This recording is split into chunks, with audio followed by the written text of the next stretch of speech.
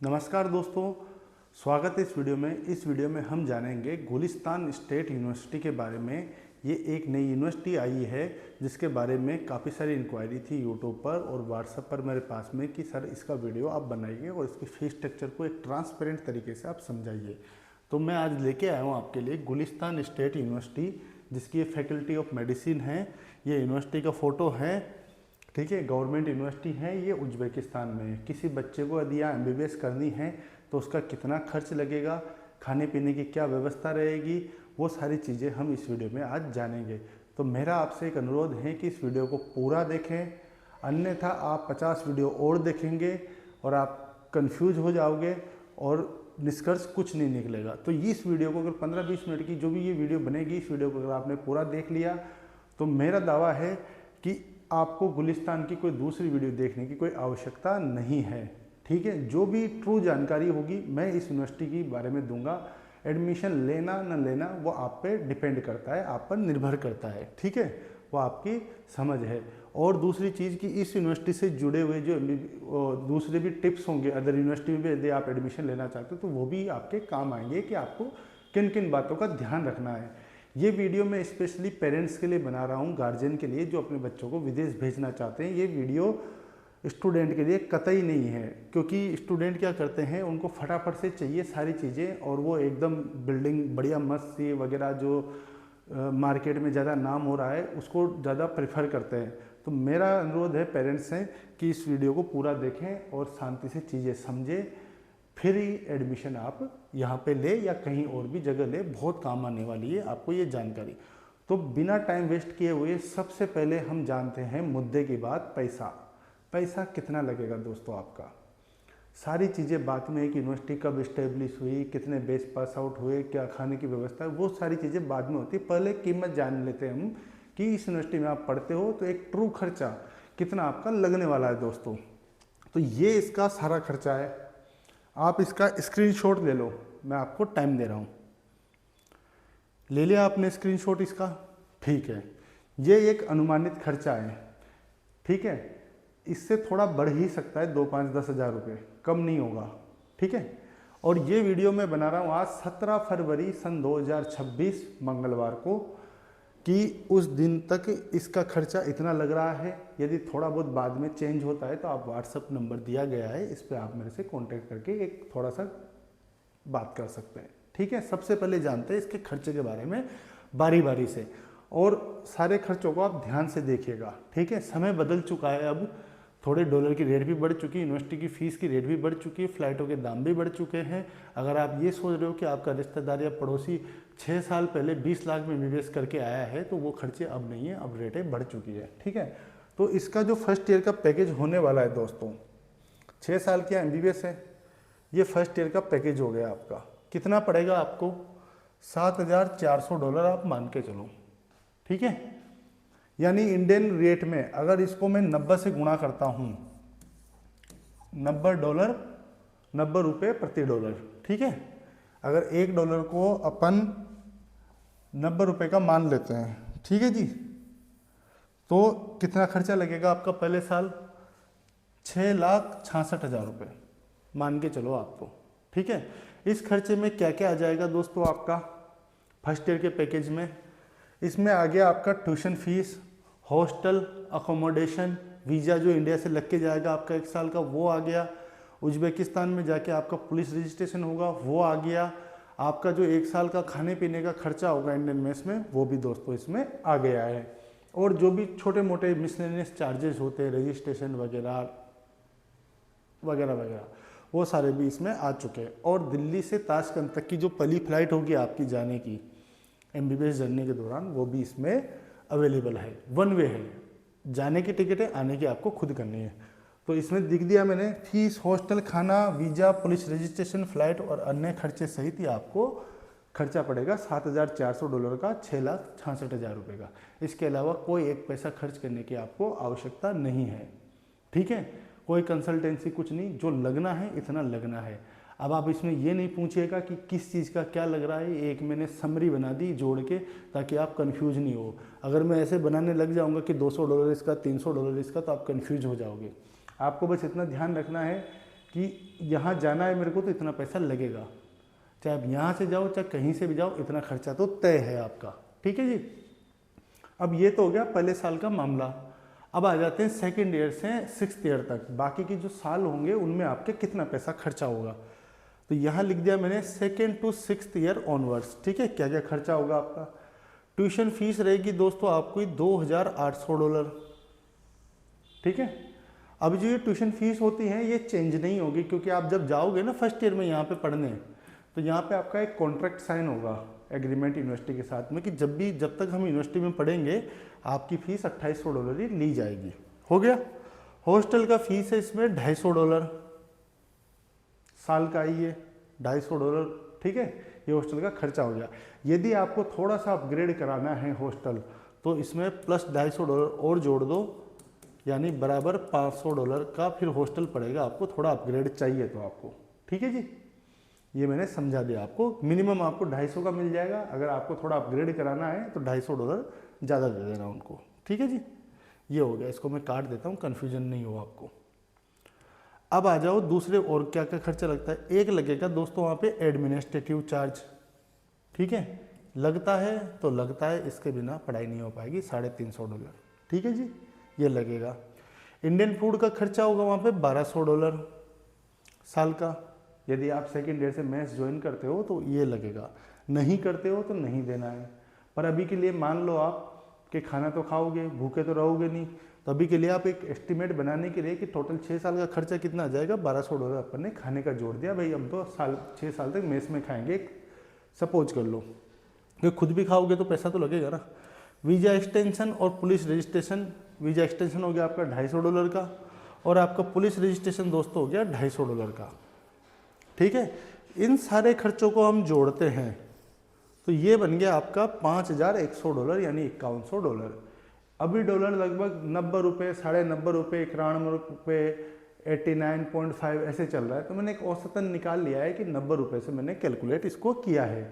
Dollar बढ़ता है तो आपकी रकम बढ़ेगी, इसलिए मैंने डॉलर और रुपये में दोनों जगह लिखा हुआ है। कई लोग क्या करते हैं बदमाशी, अभी वो भी बताऊंगा मैं आपको कि क्या होगा। अभी तो आप ट्रू फी स्ट्रक्चर जान लो। तो जो $5100 है उसको अपन ने 90 से गुणा किया तो ये लिख के आया $4,59,000 यानी 4,59,000। सेकेंड ईयर से आपका ये खर्चा लगेगा। फर्स्ट ईयर का आपका खर्चा लगेगा $6,66,000।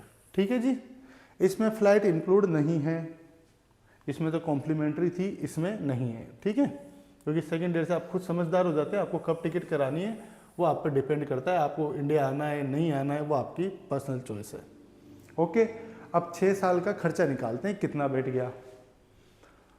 तो ये जो 7,400 है पहले साल का खर्चा, ये मैंने यहाँ लिख दिया। ओके, और जो ये 5100 खर्चा था सेकेंड ईयर से हर साल जो लगेगा, ये मैंने यहाँ लिख दिया 5100, और बाकी के 5, ये तो फर्स्ट ईयर हो गया। ठीक है, ये सेकेंड ईयर से 6th ईयर तक हो गया, तो 5 साल का खर्चा ही हो गया। तो इनको जोड़ते हैं तो ये बन जाता है दोस्तों $32,900 टोटल, पहले साल और लास्ट के साल तक। अगर अपन 6 साल का खाना पीना सब जोड़ दिया अपन ने खर्चा, सिर्फ फ्लाइट काट के, एक फ्लाइट जुड़ी है बाकी सब काट के, तो ये बन गया आपका $32,900। $32,900 को आप कर लो 90 से गुणा, ये बन गया आपका $29,61,000। आ गया पूरा खर्चा आपका 6 साल का, हो गया $29,61,000। अब बताओ इसमें कहाँ कन्फ्यूजन है। आप चाहो तो इसका एक बारी और स्क्रीनशॉट ले सकते हो अगर नहीं लिया हो तो। अब मेरे को बताओ आप कि इसमें कहाँ कम या कहाँ कुछ ज़्यादा है, या कोई खर्चा छूट गया या कोई खर्चा मैंने ज़्यादा लिख दिया। कि ये सारा फीस स्ट्रक्चर आपके आंखों के सामने है। ठीक है, तो ये खर्चा आपका लगेगा। कई लोग क्या करते हैं कन्फ्यूजन में डाल देते हैं बच्चों को कि इसका कंसल्टेंसी चार्ज अलग है, वीज़ा अलग है, फ्लाइट अलग है, ये वो फलाना ढिमका करके, और कन्फ्यूज जाते हो और पूरा फर्स्ट ईयर ही ख़त्म हो जाता है, तब भी आपका एजेंट से हिसाब किताब ख़त्म नहीं होता। आप पैसे दे दे के थक जाते हो, आपको पता ही नहीं है कि 6,66,000 लगने के, 8 लाख लगने, कितने लगने, मात्र इतने पैसों में आपका काम हो रहा है। अब आपके मन में प्रश्न आ रहा होगा कि जी वो तो 21 लाख में करवा रहे हैं, आप तो 29 लाख बोल रहे हो। अभी मैं बताता हूँ, अब इसको 18 पे ले आता हूँ मैं। ठीक है, अब जैसे ये 7,400 है पहले साल का। अब कई लोग इसमें क्या करेंगे, दिमाग लगाएंगे कि इसमें जो खाने का खर्चा मैंने $1200 भी जोड़ा हुआ है, ये वाला 1200 किधर गया, ये रहा $1200 भी इसमें जुड़ा हुआ है। अब 1200 आप इसमें से माइनस कर दो, 7400 में से कितने बच गए, लगभग यूँ मान लो आप 6200 के समथिंग बच गए, यही बचा।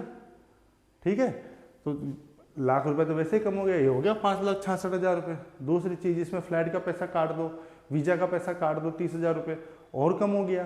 तो ऐसे आपको कन्फ्यूज किया जाता है, लेकिन मैंने यहाँ साफ साफ शब्दों में लिख दिया। अब सेकंड ईयर से लोग क्या करते हैं, अब यहाँ हॉस्टल सस्ता है तो हॉस्टल को जानबूझ के डालेंगे कि चलो हॉस्टल में मिल ही रहा है 250 में। अब इस पैसे को वो स्टार लगा के नीचे लिख देंगे, यहाँ इस पैसे को स्टार लगा के नीचे लिख देंगे, इस पैसे को स्टार लगा के और लाइन डाल देंगे ऑन एक्चुअल। ठीक है, अब ऑन एक्चुअल कितना होता है वो तो बताना पड़ेगा ना।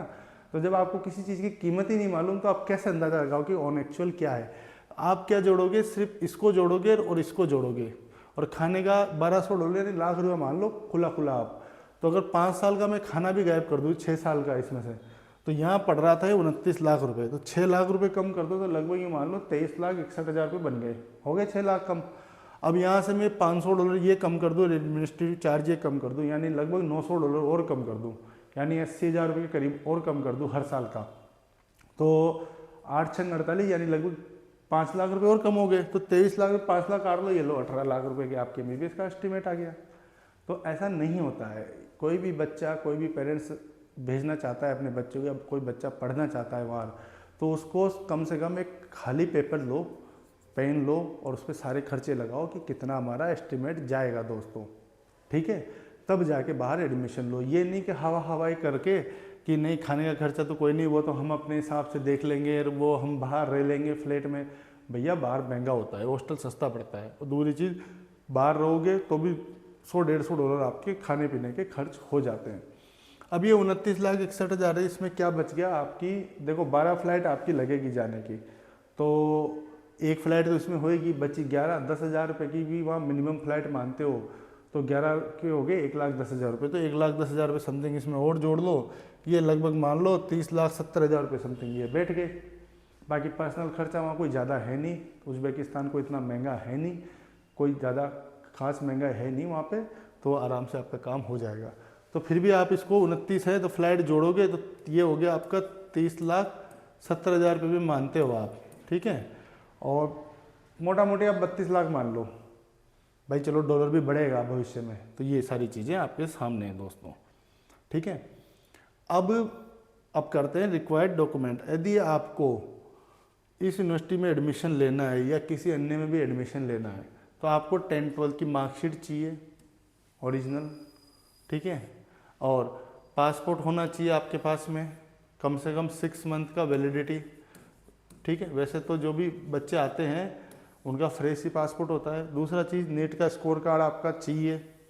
2026 में आप पढ़ने जा रहे हो तो आपके पास लास्ट से लास्ट जो नीट का स्कोर कार्ड होगा वो 2024 तक का होना चाहिए। यदि 2024 का भी है वो भी मान्य है, 25 का है वो भी मान्य है, और 26 का है वो भी मान्य है, क्योंकि नीट का स्कोर कार्ड 3 साल तक वैलिड रहता है दोस्तों। इसमें ध्यान ये रखना कि ऐसे नहीं करना है आपको कि 3 साल तक मान्य रहता है। इसका मतलब ये है कि 3 साल पुराना भी आप यूज कर सकते हो। अगर 26 में एडमिशन ले रहे हो तो 2024-25 का भी आप यूज कर सकते हो। मान लो 26 में क्वालिफाई नहीं हुए तो आप 25 या 24 का भी कर सकते हो। ठीक है, एक क्वालिफाइड नीट स्कोर कार्ड लगाना है। ये दिमाग मत लगा लेना आप कि इस साल क्वालिफाई नहीं हुए एडमिशन ले लेते और आगे आने वाले 3 साल के अंदर हम क्वालिफाई कर लेंगे तो एडमिशन ले लेंगे। ये सरासर गलत है, आप वैलिड नहीं होंगे। उसके बाद आपको चाहिए पासपोर्ट साइज़ फ़ोटो और एक मेडिकल फिटनेस का सर्टिफिकेट, कि कहीं आप ऐसी चोटग्रस्त या कोई ऐसी बीमारी से तो नहीं है कि वहाँ जाके और परेशान हो जाओ कि फिर आपको संभालेगा कौन। ठीक है, छोटी मोटी चीज़ें की दिक्कत यूनिवर्सिटी झेल सकती है, लेकिन गंभीर कोई बीमारी किसी की तो मेरी सलाह है कि वो पढ़ने ना जाए बाहर, वो अपने इंडिया में ही करे, क्योंकि दूसरा देश है, बहुत सारी दिक्कतों का सामना आता है घर छोड़ते। अब आ जाते हैं, जैसे इसका एडमिशन लेटर है, ये अभी विंटर इनटेक का एडमिशन लेटर है, बच्चे जाना शुरू हो गए तो इसमें एक QR कोड भी आता है। ये तो खैर मैंने चिपका दिया दूसरा, ठीक है, सिक्योरिटी पर्पज़ से। ये बच्चे का नाम है, ऐसा एडमिशन लेटर आएगा। QR कोड से आप देख सकते हो गवर्नमेंट की साइट पे कि फेक है या असली है। उसके बाद आपका लगेगा ऐसे वीज़ा उज्बेकिस्तान का 1 साल का, ठीक है, ये वीज़ा लग गया इंडिया से। उसके बाद जानते हैं क्या चीज़ें अपने पास में। उसके बाद सबसे बड़ा प्रश्न आता है दोस्तों कि सारी बातें तो हमने जान ली, लेकिन गुलिस्तान है कहाँ, ये यूनिवर्सिटी है कहाँ। तो अगर जो बच्चे देखना चाह रहे हैं कि ताशकंद के आसपास ही, कैपिटल रीजन के आसपास ही यूनिवर्सिटी मिल जाए, तो सबसे बढ़िया ऑप्शन गुलिस्तान है। कैसे है? इसकी दूरी मात्र 117 किलोमीटर है। कितनी है? 117 किलोमीटर, ठीक है भाई लोगों, 117 किलोमीटर है। घंटे 1.5 घंटे का रास्ता है, टैक्सी या कार वार कुछ भी आप बस से जाओ, ये है। ये रहा आपका ताशकंद, ये रहा आपका गुलिस्तान रीजन, ठीक है, ओके, ये पास में ही है। इस तरह से मान लो कि कोई मथुरा में कॉलेज है, दिल्ली से आप पढ़ने जा रहे हो, एनसीआर टाइप, ओके, ऐसे है आपका, पास में ही है। तो आपको दिल्ली से ताशकंद की फ़्लाइट लेनी है, पहुंच जाना है 3 घंटे में, और यहाँ पर आप आराम से जा सकते हो। तो आपका आने जाने का जो खर्चा है वो भी कम है। हालांकि उज्बेकिस्तान छोटा ही देश है, ज़्यादा बड़ा है नहीं। अब दिल्ली से ताशकंद जाने का क्या सिस्टम है? 2 सिस्टम है डायरेक्ट फ़्लाइट के। एक तो मुंबई से चले जाओ आप, ओके, एक तो मुंबई हो गया आपका, जो मुंबई रीजन के बच्चे या साउथ रीजन के, वो मुंबई से भी डायरेक्ट फ़्लाइट पकड़ सकते हैं। 5 घंटे की फ़्लाइट पड़ेगी, इंडिगो की डायरेक्ट जा रही है अभी। दूसरा आपका पास ऑप्शन है कि मोस्टली बच्चे दिल्ली से जाते हैं, तो सेंट्रम जो इनकी डायरेक्ट एयरलाइंस है, प्राइवेट एयरलाइंस, ये भी जाती है 3 घंटे, लगभग 10,000 की टिकट आती है। उज्बेक एयरलाइंस भी है, थोड़ी सी एक्सपेंसिव पड़ जाती है कभी कभी, है ना, और कभी कभी सेंट्रम के बराबर ही इसकी भी प्राइस आ जाती है। ये तो होगी दोनों डायरेक्ट, और ये होगी डायरेक्ट। अभी पाकिस्तान ने एयर स्पेस बंद कर रखा है, इंडिया की कोई भी एयरलाइंस को एयर स्पेस नहीं देता है, इसके कारण इन्होंने मुंबई से ऑपरेट कर दिया ताकि इनको खर्चा कम पड़े, वरना ये भी दिल्ली से पहले चलती थी। मैं कई बार आया गया हूँ इसमें, और भविष्य में चलेगी भी, सही है। दूसरा ऑप्शन एयर अरेबिया है आपके पास में। यदि मान लीजिए कोई जयपुर रहता है, कोई लखनऊ रहता है, कोई चेन्नई रहता है, अब वो थोड़ी दिल्ली आएगा और सारी चीज़ें, तो वहाँ से भी वाया शारजाह फ्लाइट पकड़ सकता है, लेकिन थोड़ी सी महंगी पड़ेगी compare to Delhi to Tashkent. लेकिन उसमें फ़ायदा होगा कि उसको वैसे भी डोमेस्टिक फ़्लाइट लेनी थी दिल्ली तक आने की या मुंबई तक आने की, तो वो बात बराबरी उसके लिए पड़ जाएगी। बाकी यदि दिल्ली से भी आप इंडिगो की फ़्लाइट पकड़ना चाहते हो, तो पहले इंडिगो की डोमेस्टिक फ़्लाइट आप पकड़ लेना, दिल्ली से मुंबई की और मुंबई से ताशकंद की। ऑप्शन आपको वो देखना है, डायरेक्ट इनडायरेक्ट कोई फ्लाइट नहीं देखनी है, सबसे बढ़िया देखना है कहाँ सस्ता पड़ रहा है, ठीक है, वो काम करना है। क्योंकि अपना विदेश जा रहे हैं तो अपन पैसे बचाने के चाह रहे हैं, अपने पास 1 करोड़ 1.5 करोड़ रुपए नहीं है, इसलिए अपन विदेश का राह देख रहे हैं।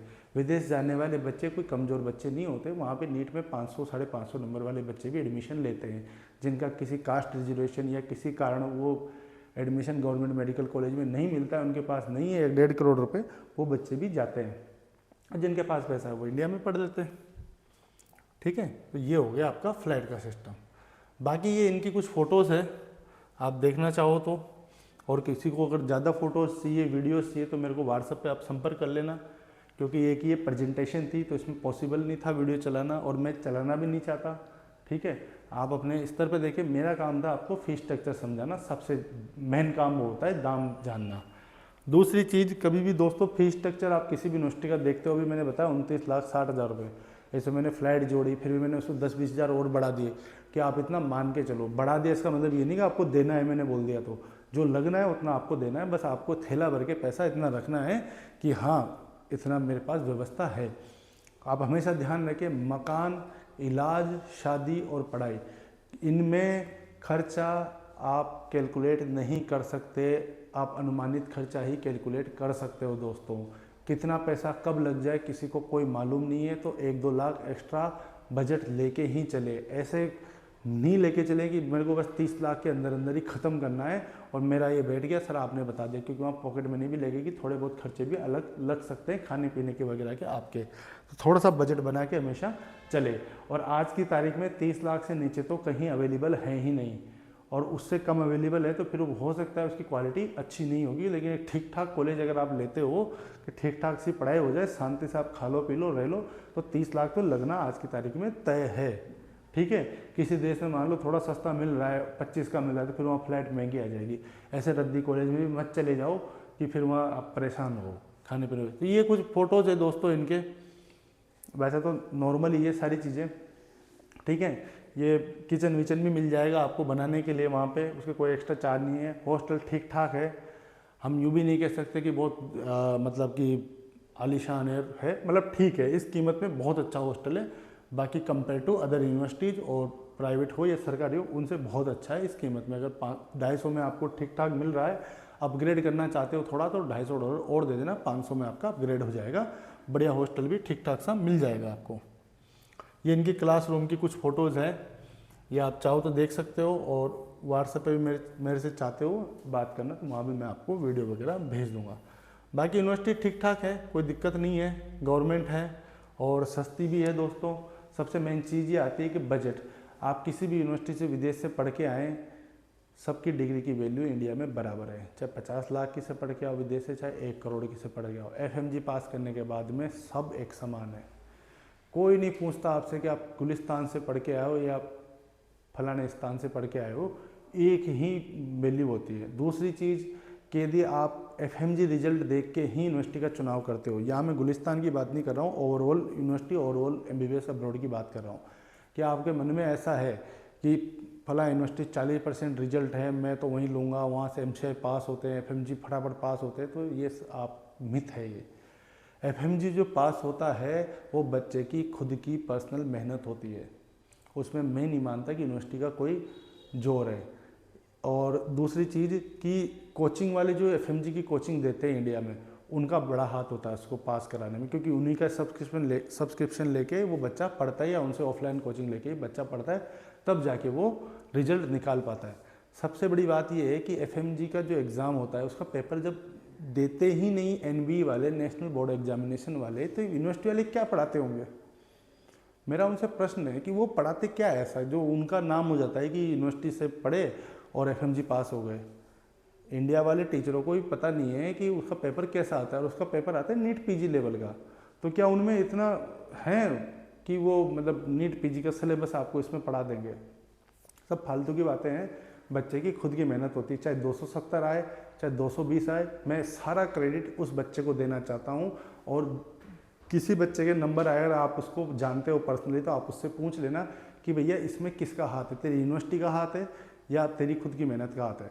वो जो मैं बोल रहा हूँ कि बच्चा खुद बोलेगा कि मेरी मेहनत है, यूनिवर्सिटी का कोई नहीं होता। यूनिवर्सिटी सिर्फ आपको एक डिग्री देगी, थोड़ा बहुत पढ़ाई कराएगी, और बाकी FMG का उनमें उनके टीचर से कोई रोल नहीं है। हाँ, ये हो सकता है कि वहाँ कोचिंग अवेलेबल हो, कोई टीचर वीचर जा रहा है, फिर भी इतना कोई होता नहीं है दोस्तों, कि साल भर कोई कोचिंग नहीं होती। कोई यूनिवर्सिटी या कोई एजेंट दावा करता है हम आपको FMG कोचिंग देंगे, तो ऐसा नहीं होता है कि रोज़ आप थैला उठा के, बस्ता उठा के जा रहे हो टांग के, कि शाम को 2 घंटे की ट्यूशन पढ़ने जाते हुए FMG के, ऐसे नहीं होता। वो यहाँ से 15-20 दिन के लिए टीचर जाता है, डेली क्लासेस नहीं होती है। कि आप क्या सोच रहे, कॉलेज जैसे स्कूल में पढ़ते हो, स्कूल में पढ़ के चले गए और फिर शाम को ट्यूशन सर के पास पढ़ने चले गए, ऐसा नहीं होती FMG कोचिंग विदेश में। वो तो एक प्रचार के माध्यम से या महीने 1.5 महीने के लिए बुला लेते हैं ताकि उनका भी प्रचार हो जाए और थोड़ा बहुत पढ़ा दें। पढ़ना आपने खुद ने है, यूनिवर्सिटी के भरोसे नहीं बैठना है कि FMG पास करना है, आपको खुद को पढ़ना है। और खुद पढ़ोगे तभी कामयाब होगे, यूनिवर्सिटी के भरोसे बैठे रहोगे तो कुंवारे रह जाओगे। मैं साफ शब्दों में बताता हूँ, मैं किसी यूनिवर्सिटी की बड़ाई या बुराई नहीं करता, खुद की मेहनत होती है। चाहे कहीं से भी पढ़ो आप, पैसा आपका लगना तय है और डिग्री की वैल्यू सही है। चाहे किसी भी देश से पढ़ के आओ, सब बराबर है। आपका जहाँ 2 पैसा बच जाए वो काम आप कर लें। बाकी आपकी पैसा है, आपका फ्यूचर है, आपका बच्चा है, आप जो चाहे वो कर सकते हो। तो अगले वीडियो में आप मेरे से किस यूनिवर्सिटी की जानकारी चाहते हैं, ट्रू रिव्यू, मैं जो भी रिव्यू देता हूँ मेरे पिछले कई वर्षों के अनुभव के साथ मैं देता हूँ, किसी भी उसमें मैं काट छाट नहीं करता हूँ, और जो भी बात है मैं सत्य बात बताऊँगा। लेना न लेना वो आपके ऊपर है। मैं कभी भी मीठी मीठी बातें नहीं करता हूँ दोस्तों वीडियोज़ में कि यूनिवर्सिटी इतनी पुरानी है, इसमें इस्टेब्लिश हुई, इससे इतने बैच पास आउट हुए, कोई फर्क नहीं पड़ता है। 100 साल का बुजुर्ग आदमी भी मूर्खतापूर्ण बात कर सकता है, और एक 10 साल का बच्चा या 15 साल का यंग बच्चा भी एक समझदारी की बात कर सकता है। तो 100 साल पुरानी यूनिवर्सिटी भी आपको एक्सपेल्ड कर सकती है घटियापन दिखा के, जो कई देशों में हो रहा है। और एक नई यूनिवर्सिटी जो मार्केट में आई है वो भी आपको बहुत अच्छी शिक्षा दे सकती है। लेना न लेना अपने विवेक से सोचें, किसी की बातों में ना आए, ताकि कल को कुछ होता है तो आप खुद उसके जिम्मेदार हो। ठीक है, तो मिलते हैं एक नई वीडियो में, तब तक के लिए नमस्कार।